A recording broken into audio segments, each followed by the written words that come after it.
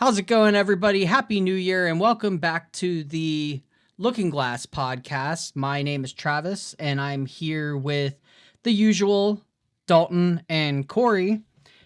And as I just said, Happy New Year. You know, it's the first of the year and everything, and we're trying to start things off with a bang with the podcast. So we had a lot of product information come out over the past. What was it, last week? It came out last weekend. I think it was Saturday. Last weekend. Yep. The 27th of December. Yep. It was a wild stream. Yeah, sure. It was a lot of crazy information dropped on that, and we're probably last to the party on this because I know it's been posted up everywhere, so people are probably sick of hearing about it. But we're going to talk about it anyway. So some are just coming out now. Like, not everyone's releasing it. I think Murgle just released his yesterday. So yeah, I mean, fair enough, fair point. Yeah. So I think we'll kick things off by starting with just some of the usual small stuff. Ascent Milan happens this weekend, so we should have a better idea of what the format and meta is going to look like, because it's been kind of it's always awkward around the holiday season when you have like that lull period of no events, even though a set just came out, and it's like a month later before something actually comes about to set the meta. Everyone's hiding their secrets. Yep. All the secrets. But what do you guys think do you guys have any ideas for what we might see? I have a few. I think Oblation CL definitely has a chance. Looking at the Sylvie analysis and Fractal, it seems like Oblation CL is doing really good. You got old reliable Dragon Siryu doing his Siryu things, 45 damage die.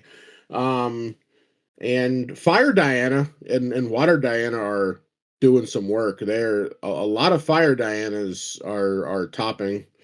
Dalton's sitting over there like rubbing his hands together, like. I'll say this, okay? I was the first person really to pilot that to an event and give it a test drive, and I will admit, if we had access to what we had in PTM in DTR, the deck would have been a whole lot better and more consistent. And now we have all those consistency pieces. And I'm just wondering if people are going to try to side for it. But on my point, I think Siryu probably still has a good chance at topping, though I do say that if it tops again, something needs to be done, because we shouldn't have another format of Siryu wins. Like, it just gets kind of boring at that point. But I think Fire Diana can probably kill it. Like, people can correct me if I'm wrong, but I think Fire Diana can probably shoot it down before it has like a chance of doing anything. But again, I haven't really played it. Surprisingly, I've never actually played against Siryu. Out of all my regionals that I've been to, I've never ran into Siryu. Now, maybe that's because I've been in the bottom pools, but I've never played against it. But I've seen local players play it. I've seen the obscene things that it does, and it doesn't really seem fun to play against. I could put it together and cook you with it. No, I'm good. I watched Fern do obscene things to Justin. Last weekend, Fern like smoked me 2 games in a row. Like, so, game 1, he just like he unga bunga'd right up to level 3, and then went like double harness lightning. Had the wake up potion on the board. He swung once, and then he swung again, and that was it. And I was only on level 1 at that point. I had just gone to level 1 the turn prior. So and going on that, like, talking with you said you talked to Fern a bit about what if he thinks that Siryu has a good matchup against CL, and it seems like they do. So I do wonder if CL will, if like their arch nemesis will still be Siriu, because that CL still has that issue that if you can cook him before he hits level 3, yeah, there's not much Guardian can do against that. They struggle really hard against Fire Diana. Like as Dalton cooked me many times before. There's not much you can do if they pump you 15 damage turn 2. Yeah, but so like the whole catch to it though now is that in CL's toolbox, especially if you're playing like WinCL, you have access to ways to just basically turn off Fire Diana completely. Like Calming Breeze, the new basic Veiling Breeze that we got. It makes it so that way all their burn damage is 0 because we can only deal a maximum of 3 damage for our burn damage for every card. So it turns it off completely. So the only issue with the only thing I have against Calming Breeze is that like if it's anything over that 3 damage marker, you're still taking like full damage. And I think that's why like at first on paper everybody was hype about it and it was like a $10 rare. And then now it's like $2 because people have realized that it's just not like as busted as they thought it was going to be. But just to make note real quick on like what we were talking about with when I was talking to Fern, he told me like one of the main cards that really hurts the Serio matchup is if you can get to level 3 and you play that Water Exalted card called Imminent Lethargy. It's like a Terra Ring, and then it taxes people. Yeah. I mean, I have it right here. So like what it does is it's exalted. It's a 2-cost water, but it's exalted, so you can just play it as long as you're on advanced element. But its ability is until the end of the turn, players can't declare attacks unless they pay 2 for each attack that they make. And then it says if a unit is attacking and you end the combat phase. So it doesn't tax them. It just it taxes them to attack, but it ends the combat step. So it's like a Song of Frost that adds a Terra Ring effect. Is that like a Fantasia or is it just like a single spell? No, it's just I believe it's a rare. It's a rare from this recent set PTM.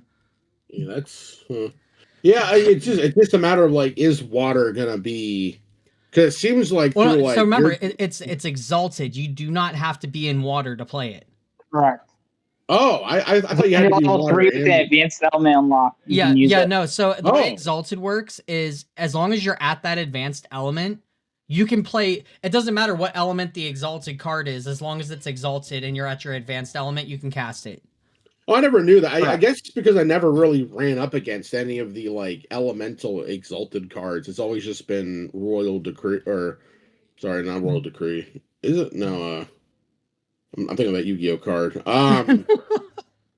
But you know what I'm talking about. That's the only exalted card I've actually seen played. Well, it's because all the exalted cards out of last set were not very good at that point in time. Where now some of them might actually have relevance. Oh, so like that's interesting. I never actually knew that. You learned something. I guess I never thought about it because like I never really, like you said, all of them were kind of bad. So like besides that one, so I never really saw people play anything else. So that's interesting. Maybe people might start. Like I guess we'll see in Manila if people like think about it and like use it. I mean, in my opinion, though, it's still like as much as I can see where that card would actually do something against Siriu, you still have to get to your advanced element. That's the problem. Yeah, and that deck is just so damn fast. Yeah, and if they, like I said, I literally went to level 1. And it's not like I did any other materializations prior to that. I just went level 1, and he went level 3. Like, it was like turn 1, he played the potion, and then, like, he went to his level 1, and then the next turn he went level 2, and then dungeon guided to 3, and it was just like, what do you do? Yeah. So... Yeah, I don't I see like either like Diana or Siriu taking it. I see either one of those two. Hopefully, I'm proven wrong. Like it's just I don't really see anything else really like, and like maybe like it seems like level 1 Merlin is doing work, though level 3 Merlin at the moment doesn't seem very good. Everyone's just doing level 1 Merlin, either wind wake up or just I saw main deck put out a new like a Merlin list, and it seems really solid. Yeah, So it looks pretty interesting. I'm hype about it because of it plays Excalibur. So yeah, I'm I hope, yeah, I hope like a level 3 deck besides Siriu does something, but maybe CL. But it seems like people might be teching against CL. Like though there's not much if that Awakening Oblation combo goes off, it seems like you're kind of cooked. I mean, you don't even need So ablation technically to make that go crazy, because like Foe Awakening, it on its own is just gross. yeah. Like you can literally loop that thing around multiple times to do like 16 unpreventable damage. So, I mean, it's no joke. Yeah. But again, you have to get there. So, on paper, it looks crazy, but you still have to get there. If there's a deck that's faster than you that can do enough damage to put you out. And out of all the times I've played CL, that's his biggest weakness is just speed. Mm-hmm. It's just like getting eviscerated before you have a chance to even play the game. Yep. I will say though, like that Fire Aetherwing Diana, like that deck is like really fast. Like it's insane how fast that deck is, and Ignition Draw is a hell of a card. It makes it so it's like 100 times more consistent, which is the craziest thing. Yeah, because if you high roll on that, like if you high roll 2 mana streaks off of that, like you're winning that game. Well, even if you do a barrage of mana streak, you're still winning that game, because you just pre-rec, play barrage, and then you just go right into mana stream then afterwards. Mm-hmm.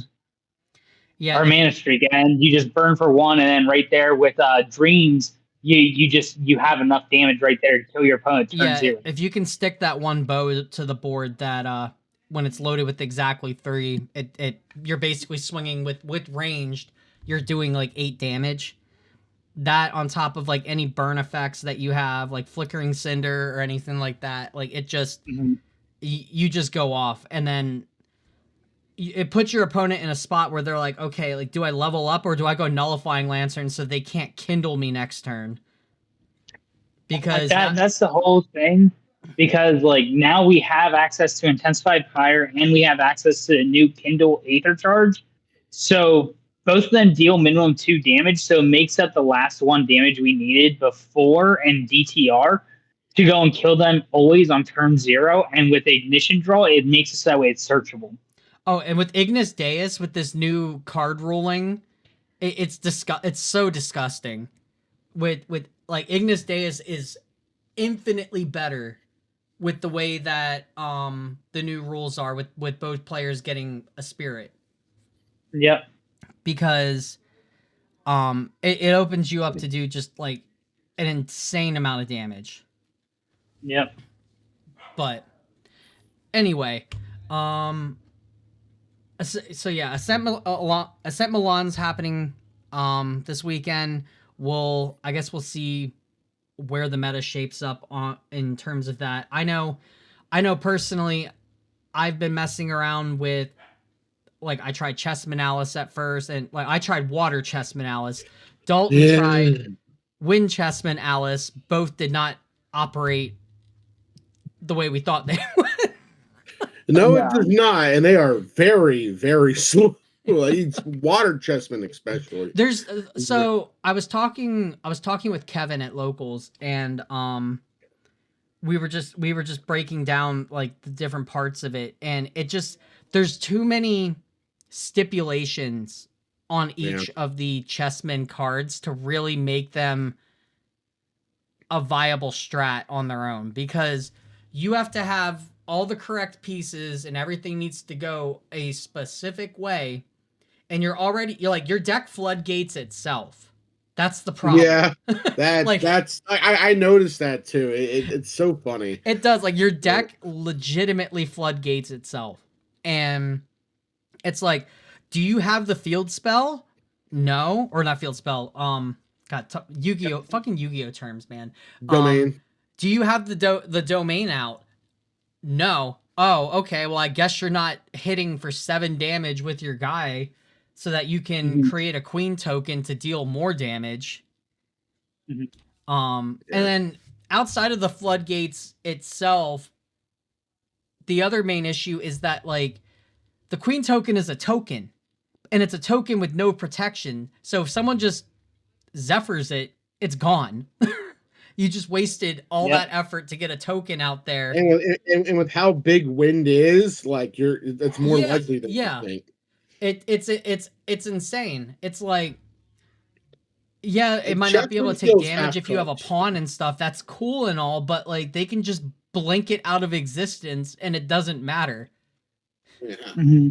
They should have given it spell shroud. Yeah, with how much work for a win con of your deck, which for the chessmen, like the queens are the win con, like just like in chess, like the queen is one of the most important pieces.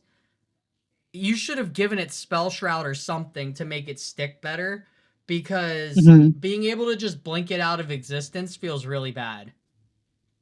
Well, and how much work it takes to bring out, like you got to commit. Yep. So much to like especially with water, like if you want to get really big with it, like it took my entire hand to get that queen piece out, and if Dalton would have just Zephyred it, I would have probably just scooped. Well, to be fair, that was also without, like, you didn't have the domain on the board, which realistically is what the deck wants to do. Is it wants to go turn 1 domain, turn 2 you set up a pawn in order to swing in for 7 damage with like the pawn that you come in with. I forget how much the fields or the domain gives you, but like I know that and like any attack card basically puts you at 7.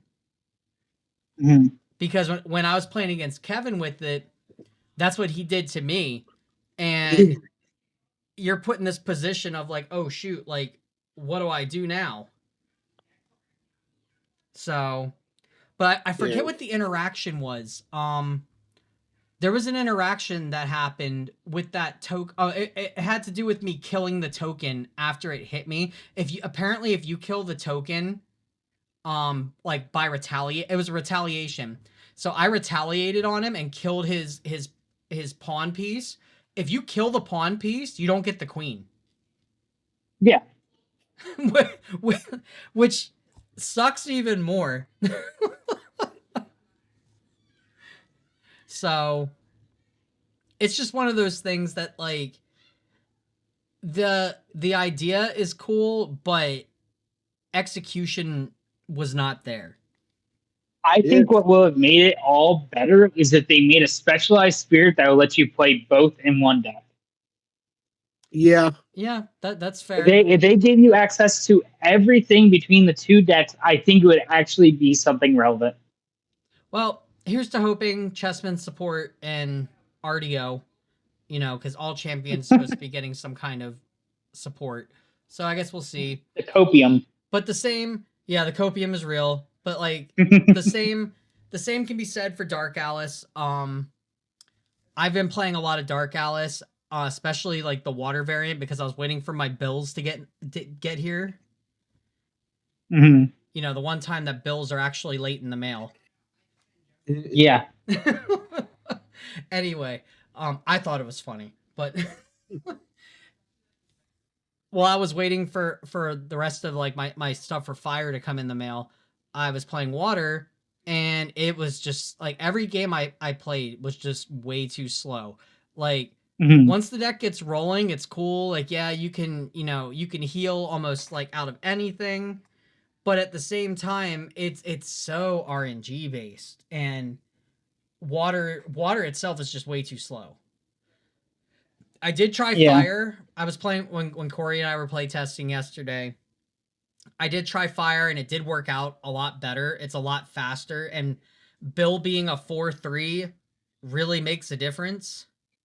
Mm-hmm. So, there's definitely a lot more like aggression and draw power when it comes to fire. So, I think fire is the way to go right now when it comes to Alice. Water just seems to be a little slow because if you look at their unique allies that are for each color, like Treacle and Bill is just better in every way.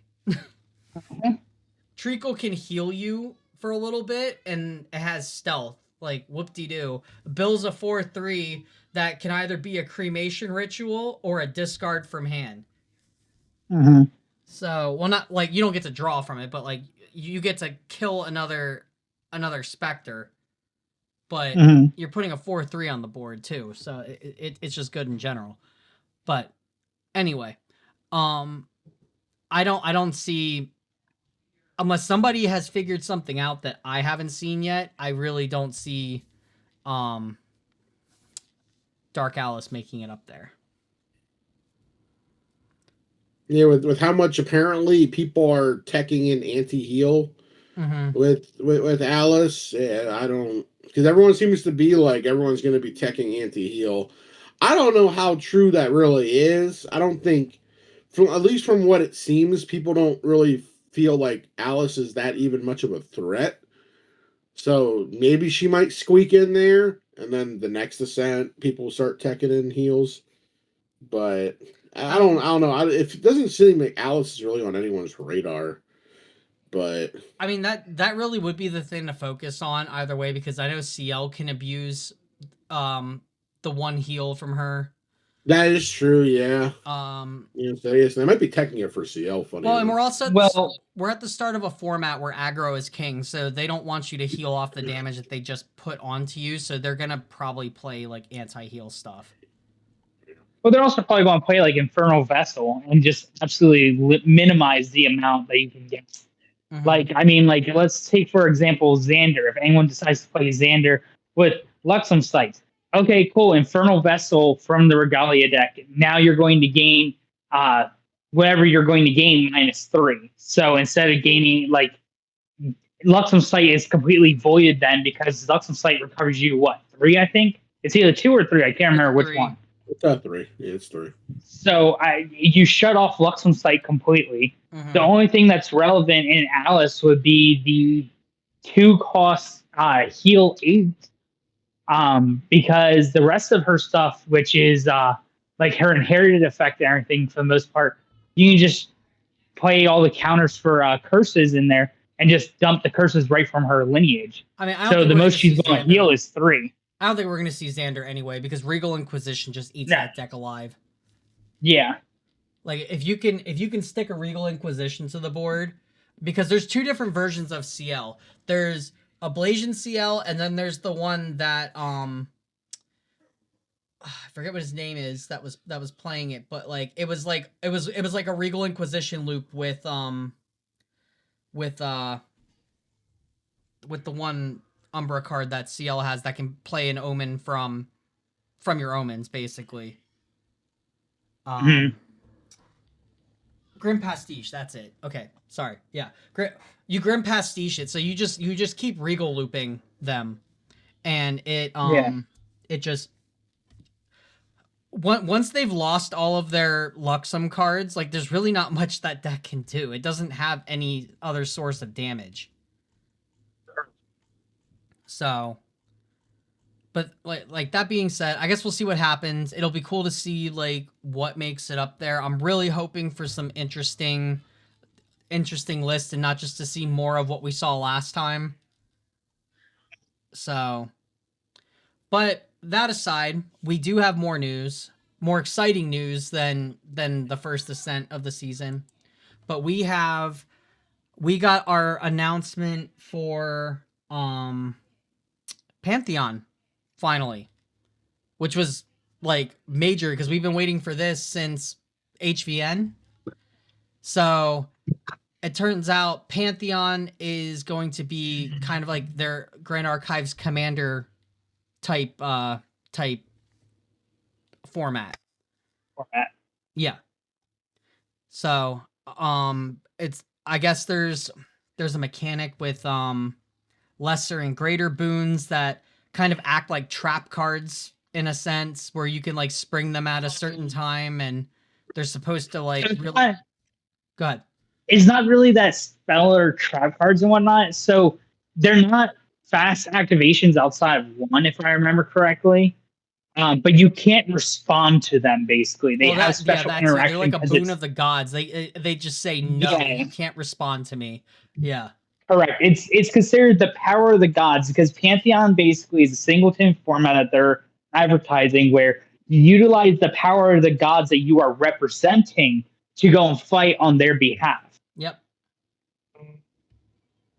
But not only did they announce this, but they gave us this really sick anime intro sequence that came with it. Cool. So, which for those of you that haven't seen it, I would highly encourage you to go see it. As a matter of fact, I will probably link it in the description for this video, and I will probably play it on screen here, like, as well, without sound. But if you want to hear it with sound and everything, you go and watch it there. But anyway, it looks really cool. So it's like a singleton format, which I know has had its pros and cons from the community. We'll put it that way. So we'll go around the table here and just kind of touch base on this. Give a couple things that you guys like about it, and then give a couple things that you guys don't like about it or that you're concerned about, and we'll go from there. So, Corey, what are your thoughts? I like it. I've always been a fan of Commander and Magic. Like, I never really dipped too much into it when I played, but I love the idea of like having a single card in every deck and of like just the one copy and having like a champion to use and fight for you and whatnot. I'm curious. I from what me and Dalton have kind of seen, like Tony, Tony is my favorite champ, and he seems to be like he can really thrive in this format.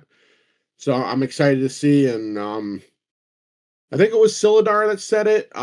But like, there's going to be enough like slimes or horses in an RDO to like make a full commander deck or like a Pantheon deck. So it seems like there's going to be a lot of unique ideas, and they basically said fun is on the table. They'll only ban things if it's not fun. So I'm excited for the format. I'm more of a casual player anyway, so this seems right up my alley. The negative, going on the negative side of that, it seems like a lot of people, myself included, maybe, is that like because it's not ranked, that like you won't get points towards your Omni decks. I think it was veterancy you'll get, but you won't get stuff towards the end of the season. So, well, your veterancy does count towards your end of the season rewards. Oh, it does? Oh. Yeah, you just don't get event points for this because they don't want it to be a competitive format. It's meant to be casual and fun. So it makes sense to not give... I hit silver, though, so I wonder why I didn't get my card in the mail. Oh, that's sad. Well, I haven't gotten mine in the mail yet either. They haven't... Oh, okay. Yeah, I haven't even gotten mine yet. Yeah. Oh, okay, well... Oh, then that alleviates that a bit. But I guess the one thing I've noticed is that, and maybe even for us, though, I think our locals is more hyper competitive than a lot of others probably.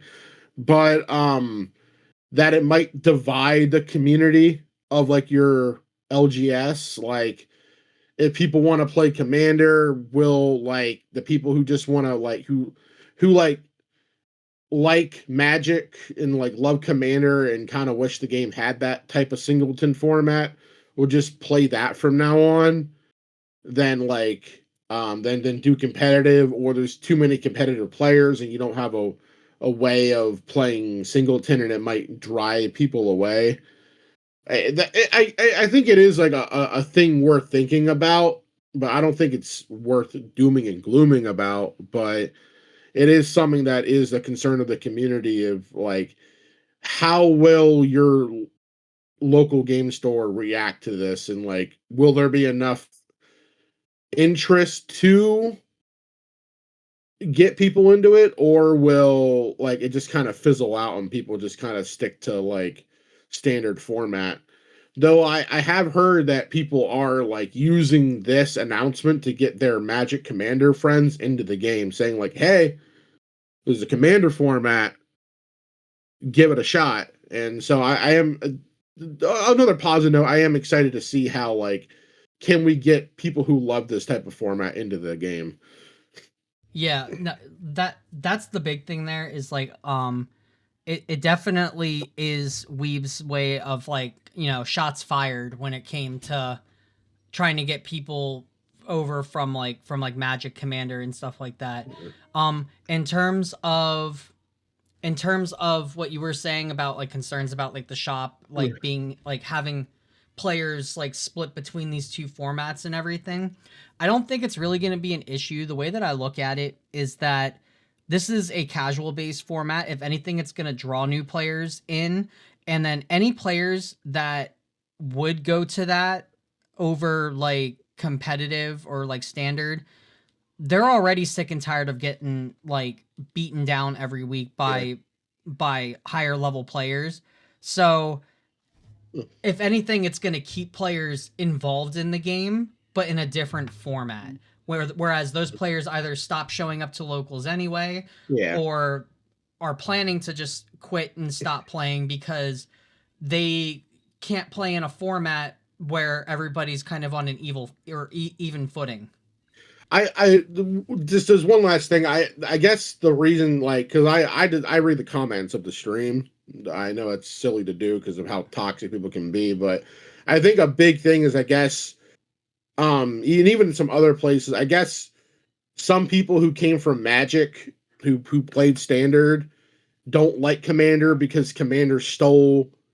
I guess for Magic right now, Standard isn't as popular. Like I could be very wrong. Standard hasn't been popular in Magic for a long time. So I guess there's a lot of like bitterness towards Commander and Singleton because some people say that it ruined Magic. So like I guess some of those people are kind of projecting that into Grand Archive before they even give it a chance to come out. So with Magic, like I remember when I was at that point where like I didn't have any other games to play before like Grand Archive was even a thing or whatever. I remember like trying to get into Magic but like I wanted to play Standard. I didn't want to dump, a ridiculous amount of money into like any of the other formats that required older cards. So I decided to get into Standard, and I could not find anywhere that would host Standard tournaments. And then if you found somewhere that had a Standard tournament, like a local, it was like nobody showed up. So Standard's been dead in Magic for a long time. And I know this from talking to like other players. Like no one, they'll tell you nobody plays Standard. Like nobody played Standard for the longest time. I know in recent years, I think they had one good format where Standard was actually like a decent format to play in. But outside of that format, I know Magic has like really, really been dropping the ball when it comes to a lot of their community and product and ideas. Like look at all the secret, what is a Secret Lair? Secret Lair. All that stuff. Like they just had miss after miss after miss when it came to that. Like Final Fantasy was big. I know the Avatar set was okay, but I think if I remember hearing correctly, there were problems with that set. You don't mean Secret Lair, you mean Universes Beyond. Universes Beyond. Okay, sorry. Like I can't keep up, but they have way too much stuff. Oh yeah, I think Secret Lair is like the what is it like? They were gonna do a Monster Hunter thing, I think, and then there was like that weird Furby and the Office sets. Mm-hmm. So Secret Lair basically is where they take cards that have been printed in the past, okay, and they retrain them like as like a different card, but with that same name of the original card on it. so that way you can't play two of them in the same deck for Commander and all that other stuff. But basically, just update artwork and everything else for it is all they do.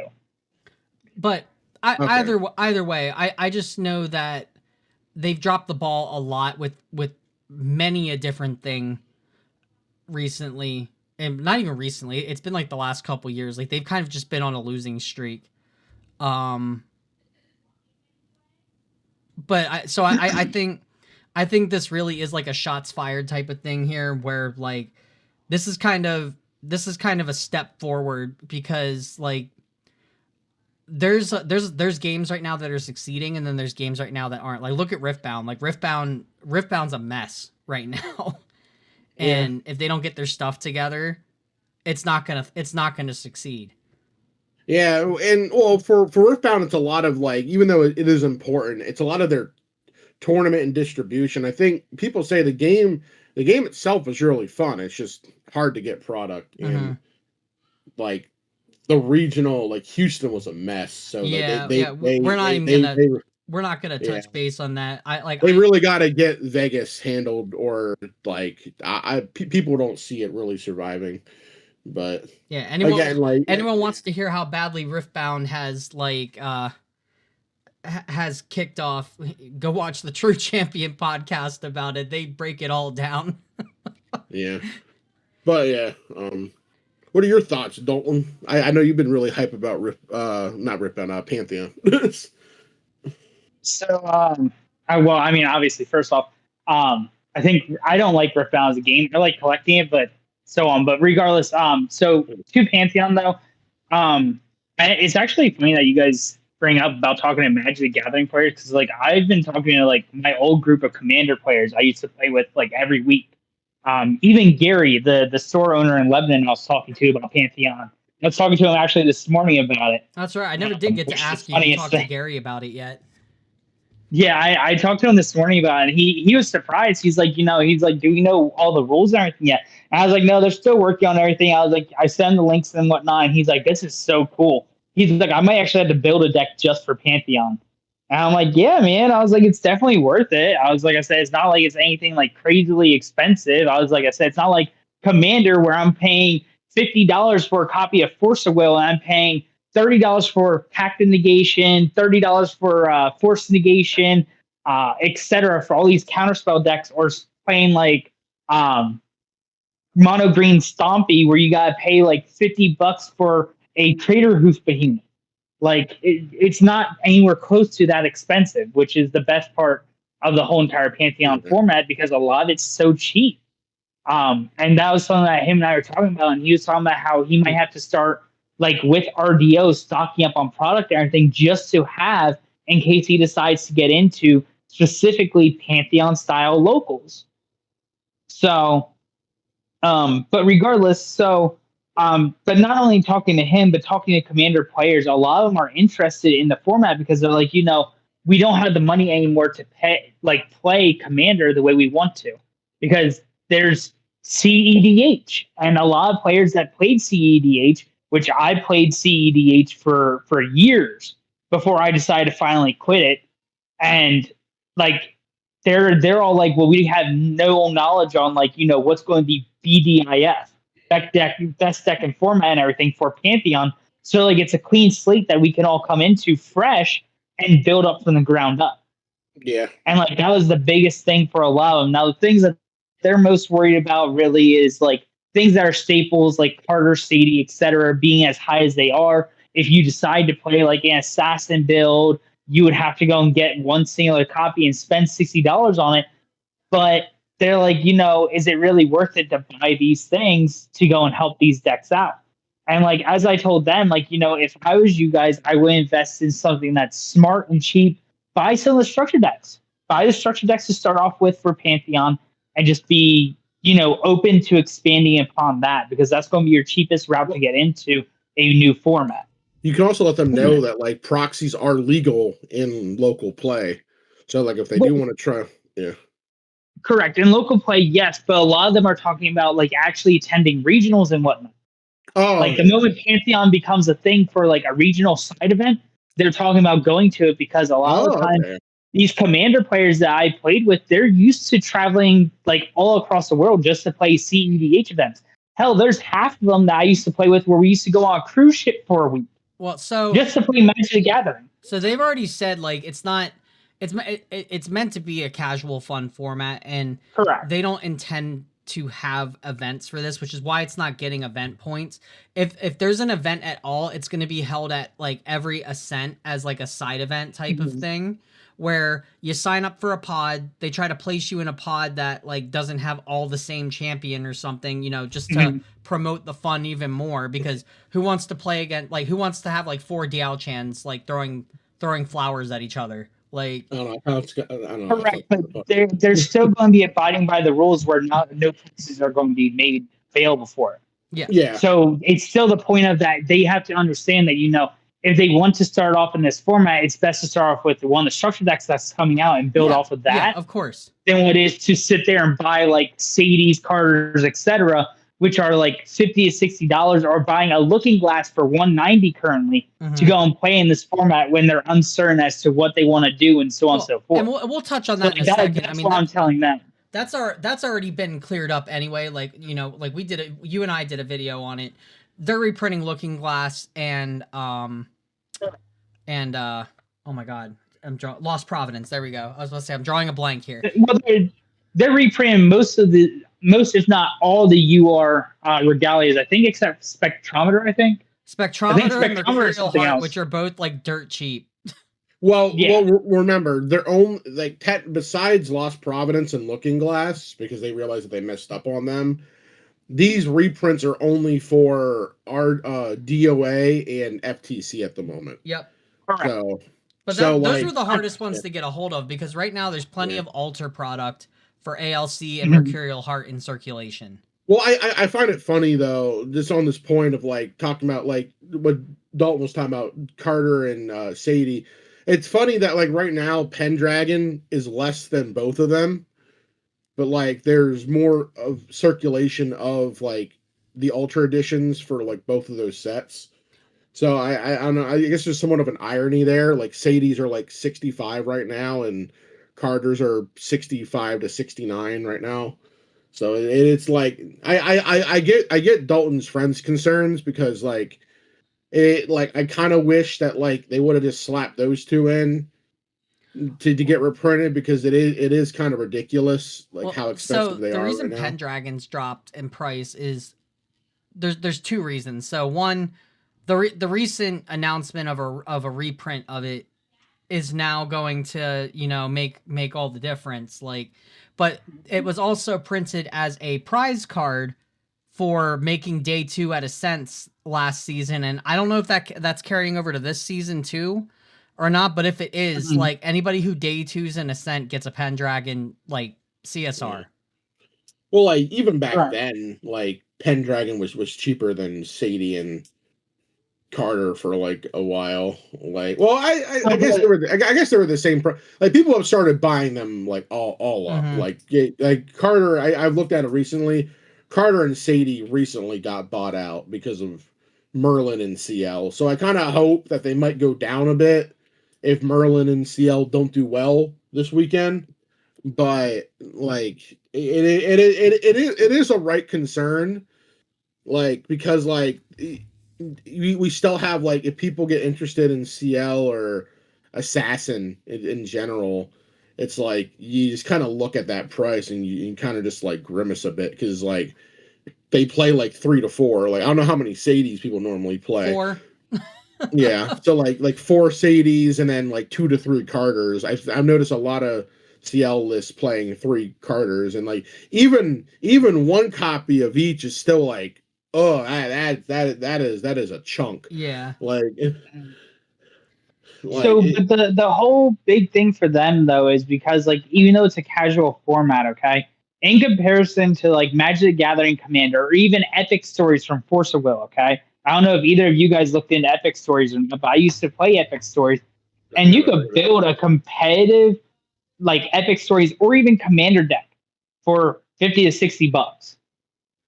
And like, you actually do decently with it in Magic the Gathering and Force of Will in regards to their singleton formats, which is great. But it's going to be interesting to see, especially with them like advertising right away for Luxem Xander being right there as one of the beginning products to be released. It's an assassin, and the best way to build up assassin to go and be able to utilize cards like Slice and Dice and so on and so forth is to have Sadie available to the individual player. And Sadie as a card alone, and like we need to get off of this because we could go on this for like hours. Well, but, yes. But Sadie as a card herself, even at one copy, that's all you need, because once you have that copy like in your hand, she's not going anywhere. That card is so sticky. Correct. Funny note, like going off of like Luxem, I happened upon it by chance, but recently all of TCG players' copies of Fractured Crown were bought out. Yeah, Corey said you mentioned that the other day. That that had me laughing. Yeah, because like it's an idea of like you just shove a bunch of unique allies into your deck and just drop them all to the graveyard, and Xander or even I guess Guoja like just becomes super big. Like it's definitely for Xander, obviously, but like it's just funny to see that like this $1.30 ultra rare just got bought out within like a day or two. It's nice that people are starting to cook with like decks already, and it does give me hope that there's going to be a lot of good ideas, and some cards may rise in price because of like Pantheon. I would love to see Trisket and Fractured Crown actually be like one of those like top of the line strategies for the for that. Like that would just make my day. It is funny the note Trisket's like one of the angels they were talking about from RDO, so that's kind of cool. Yeah, so why don't real quick, I don't think there's much more from like that I can touch on as far as like my opinions and things. I've just been kind of sprinkling them in between your guys's as far as Pantheon goes, but it looks like a great format. I'm excited for it. I don't think it's a bad thing. I think it's only going to be a good thing, especially since they have heavily emphasized it is a casual and fun experience, and that is what they are pushing for.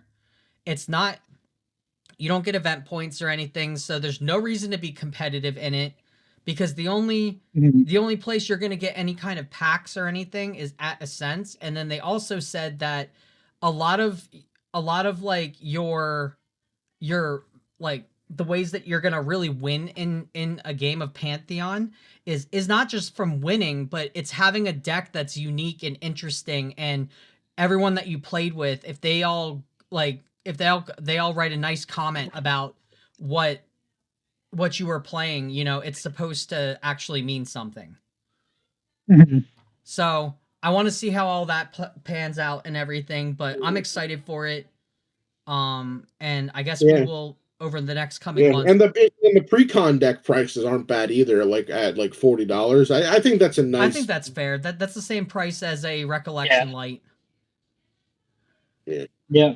So, and then they even Silidar even said like there's probably going to be good cards printed in there as a one-of copy. He does not encourage you to go out and buy 4 of them for a playset of a good card, but you know, who knows what could be put in there? For all you know, Sadie could be slapped into the Xander deck. That is true. That is very true. So, like, no one really knows like what's going to be put in there, but like Silidar dropped a lot of information that I don't think he really was supposed to say. Yeah, a lot of people have been saying that. But I mean, he's going to say whatever he wants to, because I mean, who's going to stop him? I mean, fair, but I'm just saying, like as far as like, well, like we just had Phantom Monarchs drop. We should not be getting this much information that quickly. Yeah, well, like even like at the end, like when he was answering questions, I don't know if he was really supposed to say like, oh hey, there's gonna be a lot of slimes and like horses in RDO. He's like there's gonna be enough slimes to make an entire Pantheon deck with, and I'm like, word? That's got me kind of interested, honestly. But no, like I was saying, we don't know what's going to be in these Pantheon decks themselves. Obviously, it's going to be one of copies of everything, but who knows? Sadie could get reprinted in there. You never know. There is an assassin there, so that there is a likelihood of that being a thing. And we'll leave it at that, because we have more news to talk about, like Radiant Origins in general as a whole. It's gonna be a big set, and it's definitely their most expensive set to date.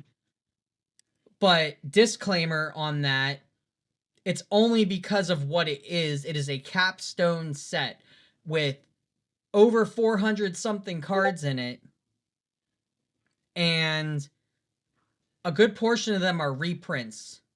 So it is a set that's going to have new cards, but the older reprint cards will not take up slots of the new cards. I think they said if you get like a reprint slot card, it takes up a rare, which who cares, because part of the whole value of this, from like what the price of the box is you're getting like double the hits of a normal box. So you're getting like 2 boxes in one. So with that information, like I guess we can just kind of lean into that a little bit here. There is 65 cards in total being reprinted in RDO. Yep, and there's a whole list. They already released the list. So, and it's got all aside. So it's like Corey said before. It focuses on DOA and Fractured Crown, which are the 2 harder sets to get a hold of at this point for a lot of people. Let alone, unless it's like a first edition box of DOA, you really don't want to open it, because like there's not, aside from hitting like Pendragon or Grand Crusader's Ring, and maybe a couple of the SRs, there's really not too much to actually hit in there. So yeah. So yeah, we'll go around again, and we'll talk about this a little bit. So like Corey, your thoughts. I'm a big fan of it. I've been wanting reprints for a while of certain cards, and like especially Fracture Eyes, because like as someone who's been wanting to dip his toes into blue, like that Fracture Eyes price has always been a deterrent. Like there's a few other expensive cards in there, but like Fracture Eyes is like the one that's like the most staple. And like now that it's going to be easily accessible, I do appreciate that. I guess Pendragon, if I ever decide to play Crux, I've never been a big fan of that, but it's nice to see. And then like the Lost Providence reprint. I did hear that there is supposed to be alternate arts for the Regalia. I think they said that there's supposed to be like rusted versions of the card, so that'll be neat. Even if they're not going to be full art, if like the alternate art looks cool, then I might prefer that over like Lost Providence's full art. They did say that every advanced element is going to be supported, so I'm hoping that the Neos cards that come out will like add to like Tony's strategy. They also say that I guess there's supposed to be support to help you get to your advanced element a lot quicker, which is like been like one of my biggest gripes about like advanced element decks, is like, especially with like Guardian, like they really suffer into fast decks, and like you never even really get to level 3 and use your advanced elements before like your opponent has you dead. Yeah, I think so they said it was the it's like not an archetype, but they're making like a set of their angel cards. Yeah. That are supposed to like heavily, they leaked one of them. Yeah, they're supposed to heavily help the advanced element decks. Yeah, Super Library Witch. I think she's like if you imbue her with advanced element, she gets like intercept and then she has library, which is on death, draw a card. Yeah. Which is really nice. I'm like and they did say like it's an excitement, but also somewhat concerned that like that certain champs may get more because like there's more of like that advanced element Yeah, he in said there. like there's like a bunch of Umbra in there.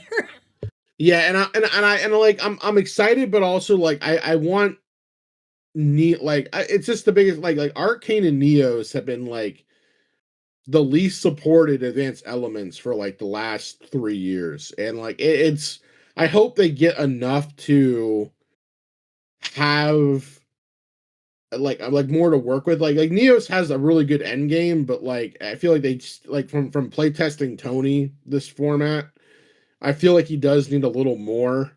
So like I hope that like what he gets like isn't just like one or two cards and like oh like because they're bringing out those ultimate spells.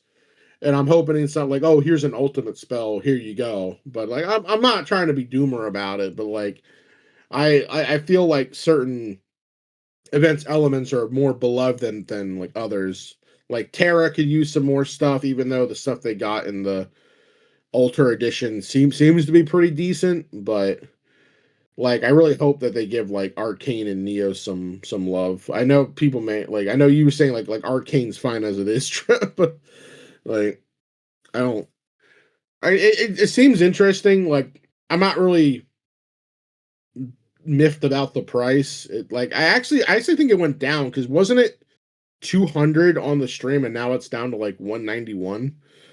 I feel like the important thing to remember yeah. is like that's just their suggested there's the suggested price. Like a lot of shops and everything will sell it like oh yeah, cheaper. Yeah. I did see recently that they're going. I feel bad for Canada because that's just like how things are there. But yeah, everything in Canada is more expensive. Their boxes are retailing at I think 265 or 295. I think it's like 300. Yeah, I'm like, good lord, like that's. Yeah, it's rough. I have my gripes about the boxes because I don't like as cool as those boxes are. I don't like when I buy a box of cards, like I'm not really thinking like, oh boy, I wish I could store my stuff in there. Like I kind of just like store the stuff in the boxes until I can move them into like another storage thing. Mm-hmm. Like especially if you're buying a case, I don't know if like I want that many boxes lying around. Yeah, I think Murgle said something on his explanation of it. Like he's just like, I don't need that many boxes. He's like, I'll probably just give them to people at locals or something. Yeah, and like that will be a good thing, but like how many new local players will you have coming in enough to offset that? Now the artwork on them I am interested in, because I think those would look really nice in like a frame or something. Yeah, I am excited about that. Like I'm really because I know like I think this is the equivalent of like Magic's Mastery set, and I've the community is very divided. They are just focusing on the price and kind of saying that like everything's going to be more expensive because you're not going to be able to pull as much.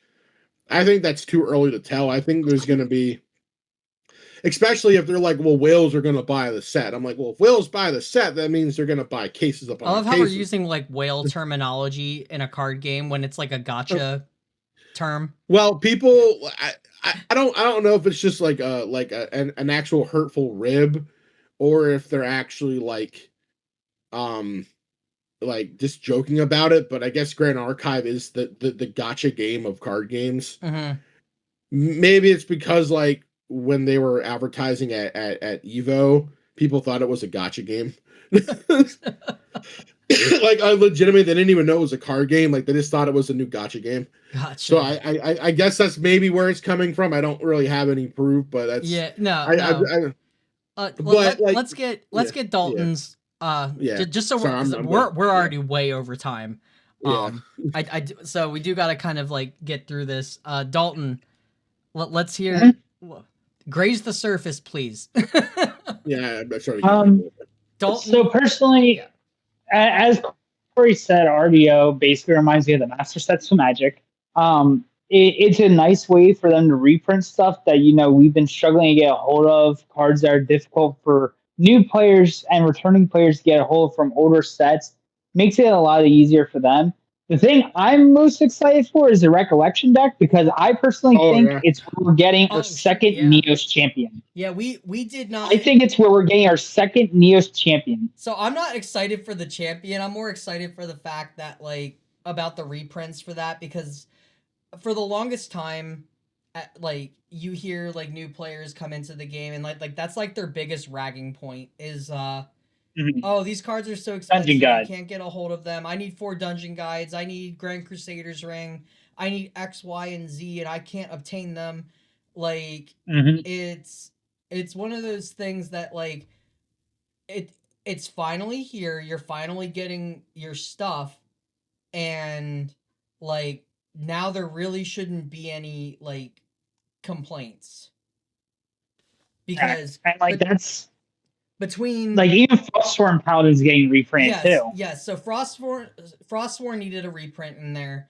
So that was that's the cherry on top. But ultimately between A and B Altar coming out at the end of this month, which has dungeon guides in it, and then what you're gonna get you're gonna get a play set because that's what Recollection decks give you is a play set of everything. So you're going to get a full play set out of your Recollection deck. Dungeon guides are going to be a dime a dozen. They will probably drop down to between $10 and $15 easy. Yeah, I would say I think a lot of people are saying 15 probably. Yeah, because you got right now only at 20. I mean, I get that they're only at 20 right now, 20-25, but even bringing it down to that between that $10 and $15 range and everything, it makes all the difference because instead of paying $80 for a set of cards, you're paying $40. So yeah. Or what I'm saying though is so A and B the reprint and whatnot, the one that we're getting and whatnot hasn't even been released to the market. So I think in all honesty, they're probably going to get down to $10 a copy. With the Recollection deck and the A and B reprint. Yeah, that's what I'm thinking and I know they're pushing the A and B reprint hard for draft. For draft. So yeah. And the way that they do reprint sets, they're in circulation for a couple of years. So there's gonna be plenty. Yeah. Yep. But go on, Dalton. But with RDO and everything, I definitely am very, very excited because of it being a capstone set and them blatantly stating that we are going to be getting, 26 new URs, 53 new rares. 53 new SRs, 77 new rares. And they actually even announced how many Pantheon cards are going to be in the set too. Which to take note of, the Pantheon cards are being put in the token slot, so they also have no effect on any of the main set cards that you're going to be chasing. Correct. And they're also printing something called Radiant Origins Armaments. Yeah, it's like the armaments from the armament texture from FTC.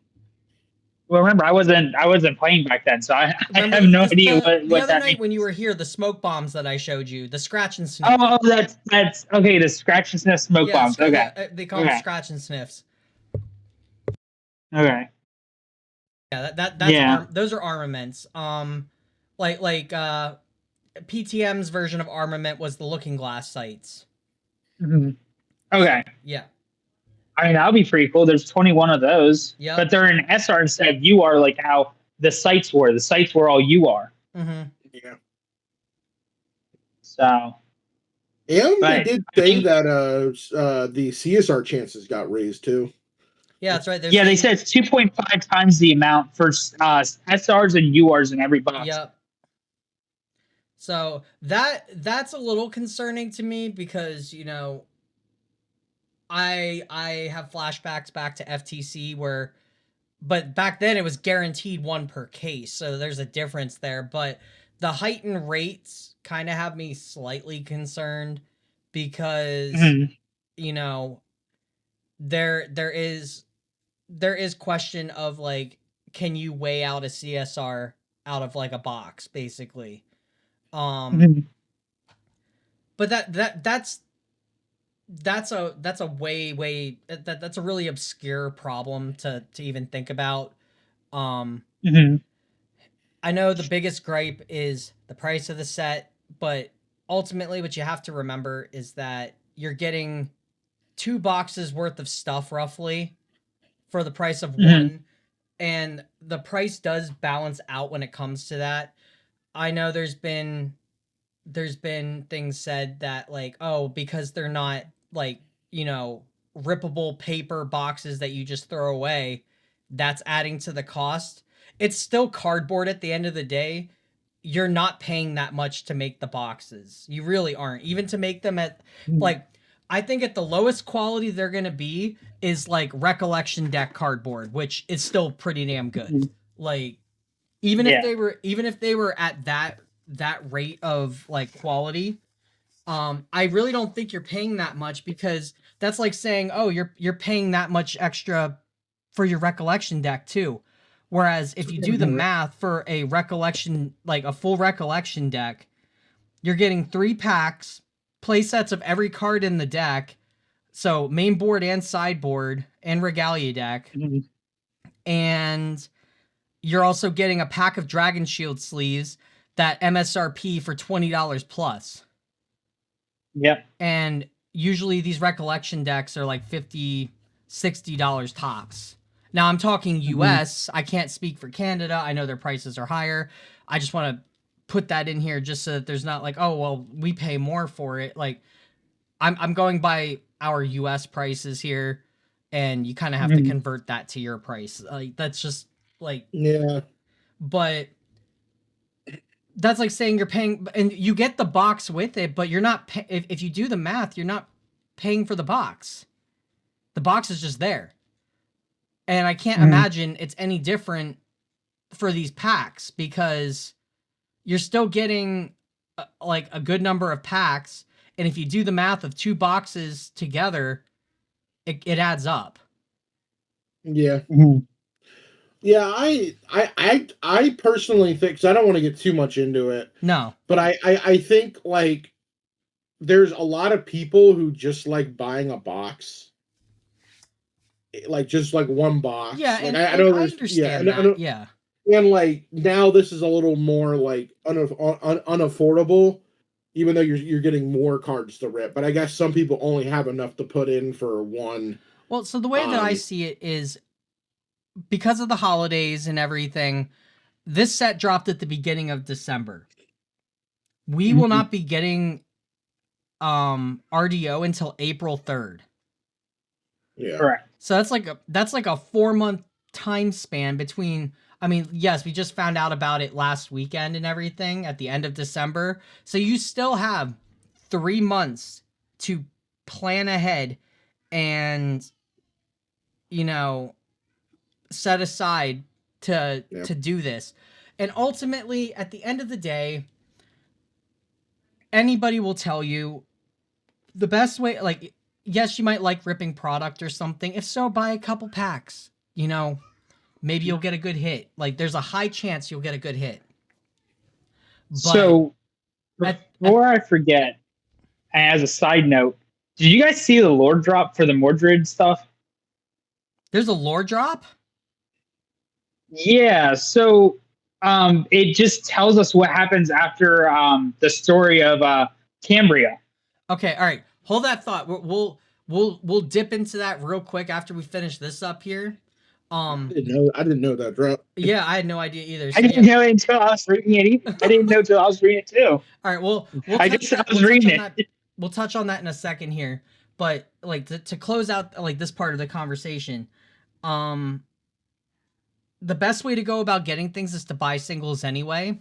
and these packs are gonna get ripped open. There's no way in hell that these packs aren't going to be open in a mass amount with all the chase cards and everything that are in it. And especially the Pantheon cards for those that want to do Pantheon and whatnot, which is great that they're putting them in the token slot because that means they're probably not going to be a lot of money. So people are going to be ripping stuff for various reasons, and all these cards are going to flood into the market and everything, and you're going to have access to cheaper divine relics. You're going to have access to cheaper, like, we got to see what the pull rates are like. That ultimately we're not going to know until we actually have product in our hands and we see people, ripping product. But until then, you can't really doom and gloom over it, because if the pull rates are decent for hitting these like reprint cards that people are after, then there's really nothing to complain about. You just go online and you buy them as a single. So we'll have to see where that goes from there. But ultimately, I'm excited for the capstone set. I'm not telling anyone to go out and buy a case of this set, because that's going to be pricier than a normal case. I mean, even us, like, we'll probably all just like split a case or something. I'm buying one of my own. No, I'm not gonna lie. I'm buying one myself. Oh, well, that's all you, man. I mean, it only makes sense for me because, like, in all honesty, I want to get as many of these reprint cards as possible. Yeah, and then on that does top make of sense that, for you, because I have all these cards already, which, yeah, again, is a thing to look at. Like, for somebody who has all these cards, like, you're just going to throw them up online if you don't need them. Like, so it's really just healthy for newer players getting into the game, because things are going to be more available. Correct. But we'll have to see what happens in the upcoming months. It's way too early to even be looking at this set, because we probably won't hear anything about it for like the next 2 months. We'll probably get like basically artwork drops and stuff, but that's about it. So yeah, we'll close this out, because we've definitely gone on way longer than we normally do. But hey, it's a new year, and we want to deliver as much as we can to you guys. So, and while we're on that note, thank you everybody that has supported us so far, and helped us break 50 subscribers by the end of the year. That was fantastic. Now we want to shoot for higher numbers. I would honestly, like, what do you guys think is a reasonable goal for this year? 200 by the end of the year? Yeah, I would say 200. That's really low. Well, I mean, you got to think about it. So the channel was up for roughly 4 months, okay? And we got 50 in 4 months. If you take into account everything else, holidays, all that stuff here coming up, I mean, basically expect about 150 over the course of a year. Yeah, it's going to be low, but I mean, you got to start somewhere. I'm gonna go out. I'm gonna go a little crazy here. I'm going to set a goal of 500. I mean, if you're wanting 500, we're going to be pumping out content like nothing. I mean, but that's what we plan to do. So, like, I know we were talking about schedules and stuff beforehand. It's looking like we'll probably be doing podcasts on Thursdays. It sounds like Thursday we'll just meet for podcast, and then Tuesdays we have locals and everything. But we'll probably try to knock out videos here and there just to kind of get them set up for like Tuesdays. So it's like we're looking at Tuesdays and Thursdays. Yep. But nonetheless, I think 500 is a reasonable number. I think we can do it. And I guess we'll see at the end of the year if we actually made it or not. Yep. Yeah. So, you guys heard it here. Help us out. Spread the word. Get everyone in here. So, let's touch on this lore article real quick, just real quick, but so we can get out of here. You said it's a Mordred lore artical. So it's not even an article; it's literally just a small little tidbit. Oh, so tidbits. do either of you guys tidbits? Do either of you guys know what happened with Cambria and Mordred? No. Okay, so in the product details, it says arrogant and haughty, Mordred made more enemies than allies when he first set foot in Cambria. His sharp tongue and refusal to yield repelled many, yet none could deny the ferocity of his work ethic or the brilliance of his blade. He climbed through Cambria's ranks with brute force, rising despite the scorn that followed his every step. However, there was one who could see past this thorned exterior, Gildas. Some claim Gildas saved, or Mordred saved Gildas, but he would insist it was Gildas who saved him. He abandoned the pursuit of godhood, leaving the Grand Archive's halls behind and remaining in Cambria for the sake of the woman who had seen the true him. Now Mordred serves as the fairy king with Gildas at his side, his ambition tempered not by defeat but by love. Dang. I don't know. Mordred was going for godhood. Mordred's sweet on Gildas. Yeah, that's what I'm saying. That's why I'm like, yo, that's crazy that they just dropped all that, because that's a huge amount of lore right there. He dropped his own desire just for the woman that he cared about. Interesting. That's like absolutely crazy. And with her being by his side, technically we could also see a Gildas reprint in the deck. I don't think they would go that far. I think that's a bit of a stretch. I would think give us a brand new Gildas card. Yeah, we might see a new Gildas card because they said Gildas is next to him. Yep. So it would mean that Gildas in theory should be in there. I will say we might see a new Gildas card, but I don't think they're gonna reprint DOA Gildas though.